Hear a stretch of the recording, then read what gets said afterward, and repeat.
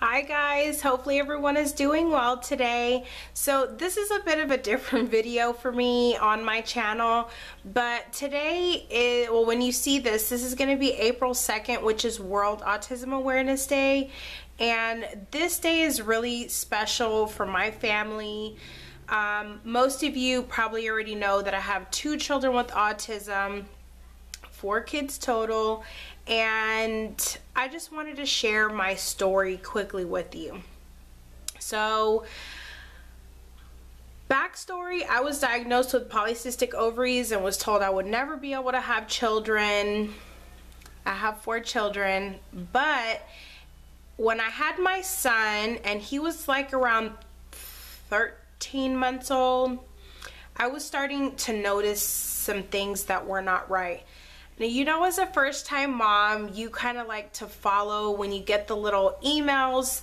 At that time, I was following Baby Center, and they used to send me, your baby should be doing this at this month old.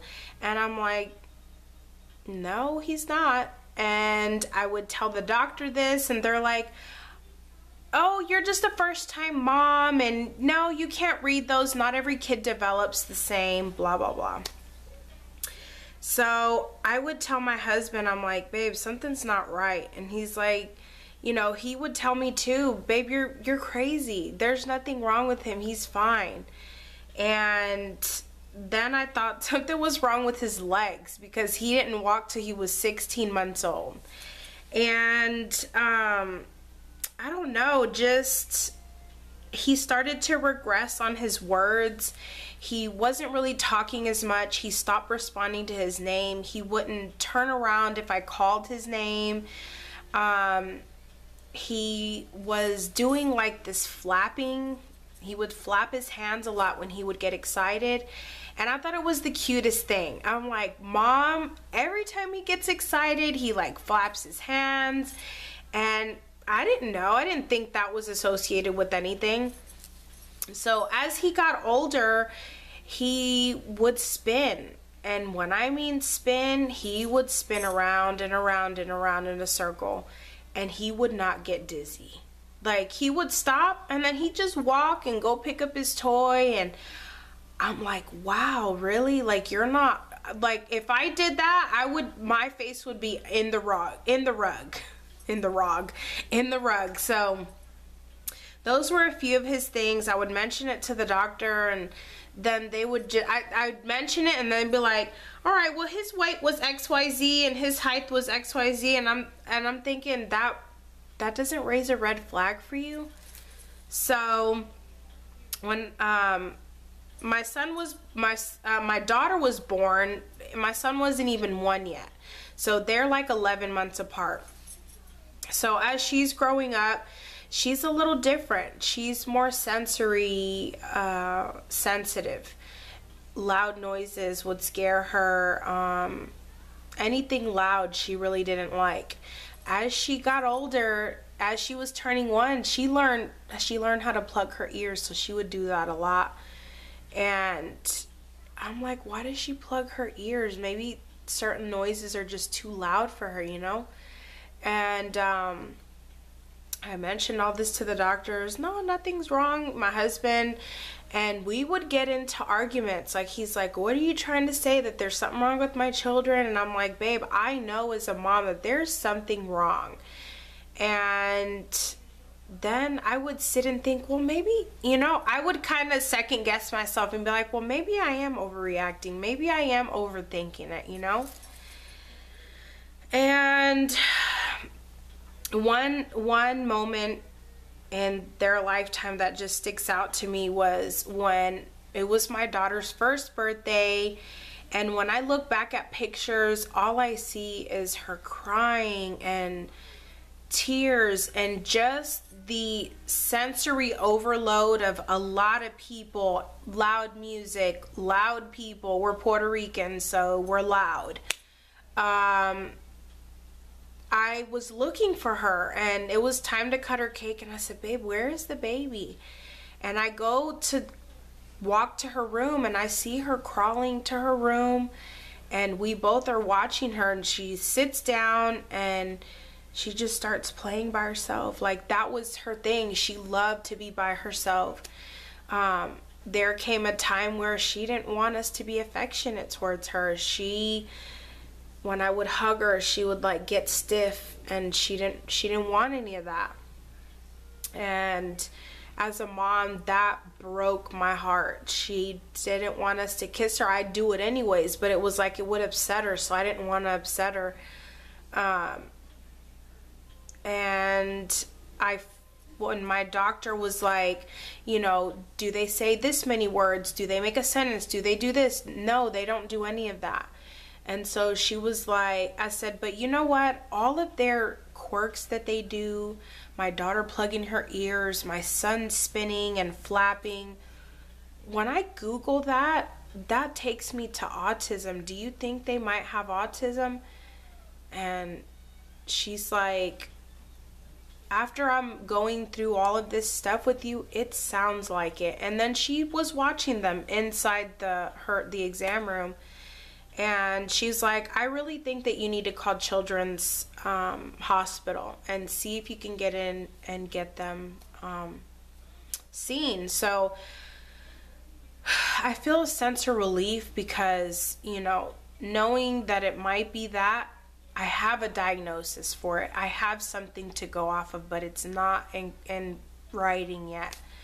So I call them. They refer me to early childhood intervention. So that's who I called, and they came out, and I'll never forget that we were at our babysitter's house that was watching our children for us, because at this time I was back at work, and she was watching them because they weren't in school yet. And she said Alyssa has autism, and it was a little hard to hear, but it was a sense of relief because now I can get help. I can get her help. But then I was working, so I was stuck. I told my husband, what are we gonna do? What are we gonna do? We don't have anyone here. What are we gonna do? We can't leave them here and the babysitter. They need extra help. I need to get them more help so they can grow up and be the best that they can be. And so we came to the conclusion that I was gonna stop working and I was just gonna be a full stay-at-home mom.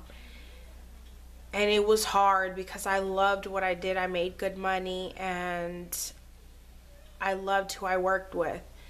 And I got a best friend from working there, and she is special to me, and I don't think I've ever told her this, but she is very special to me. And I feel like although we don't see each other as much, that when we do get together, it's like she's been there with me since the beginning of all this diagnosis stuff. So I have a very special place in my heart for her. And yeah, so anyways, I quit working. I stayed at home. My daughter went to school early, and my son went to school, and I think to this day that, I'm grateful to this day that I was able to stay home with them and put my all into helping them be all that they can be. And I just wanted to kind of put it out there that if you as a mom or you as a father know that something's wrong with your children and the doctor may not see it, but you know it, get a second opinion, because second opinions don't hurt. I wished I would have done that, and I beat myself so hard not doing that. But since it's been a few years, I've been able to just stop being hard on myself, because it's just not good. But as women, we're very hard on ourselves. We think we can save the world, but because it was hard for me to get pregnant with them, I just feel like I can't fail them in any way. I need to read all I can read, ask all the questions that I can, try to do the best that I can for them. And I'm grateful for the people who have really helped me in this, and they know who they are. Obviously they're not watching this, so I can't even mention their names, but you know, it's taken me a lot of years to really be okay with myself, because I was kind of mad at myself for many years, and I distanced myself from a lot of people, family included. I'm just keeping it real, family included. I didn't want anyone to make fun of my kids. I didn't want anyone to think of them less as a little person, because let me tell you, they're the smartest kids and wisest kids that I could have ever hoped for. And I'm grateful that I was able to, you know, find this amazing therapy company that we have that comes to our house, and we've been blessed with the most amazing people. So I'll be forever grateful for them. And yeah, so that's my story. My kids are doing great. They're so smart, and I can only imagine as they get older, they're only going to be 9 and 8, so they've got their whole life ahead of them. And I tell, not my baby because she's only 2, but my other little one, she's gonna be 7, and she doesn't really understand, you know. I tell her they need special help, because when she was little, she used to see the therapist come and she's like, it's my turn. And when I tell her, no mommy, it's not your turn, and she gets sad, and you know, I just tell her they need special help, so we need to always help them. And she gets frustrated because she wants to do certain things with them, but they don't want to do that. Or they'll do it for a little bit and then they're gone. And she's like, well, they left me, you know, and I'm here by myself. And I tell her, you know, don't be mad at them. When you get older, you're going to understand, you know. So I think it's brought our family closer. I think it's made us stronger as a family. I think it's made me stronger as a person. I think it's changed me in a lot of ways. And I think they've made me a better person, because I've had to, not that I was ever not patient, but have more patience for it. And when my sister was visiting in December, she just, you know, and my mom too, she's like, I don't know how you do it. You do so much. And honestly, sometimes I don't even know. I just feel like I pray every night, and I pray for God to give me the strength every day, because it takes so much out of you. Like, honestly, at the end of my day, that's why sometimes, you know, last summer I took a breather from YouTube, because I need that mental break. I needed that, you know, time away. And I hope y'all understand a little bit more about me and who I am, and just always keep me in your thoughts and prayers. And to all the other families out there that are dealing with this, know that you're not alone, and there's always someone out there that has a story. And I've met some amazing women from here, people that have found me through Instagram and have found my channel, and they email me and they're like, I want to know your story. Can you do a video on your story? And I was scared to for the longest time. And I said, what am I to be scared of? My story could probably help someone. Someone can relate to my story, you know? But this is my story, and it's only going to get better from here, you know? I have high hopes for them, and so anyways, I have to go because I have to go pick the kids up from school. And leave me any comments that you want to below, and follow me on Instagram. I'll have it linked below. So anyways, I hope y'all enjoyed my story, and I hope y'all have a wonderful day.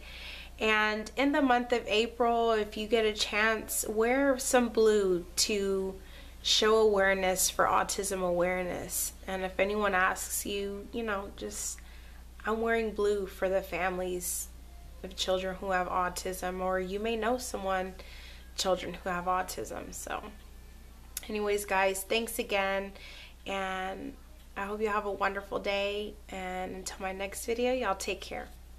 Bye.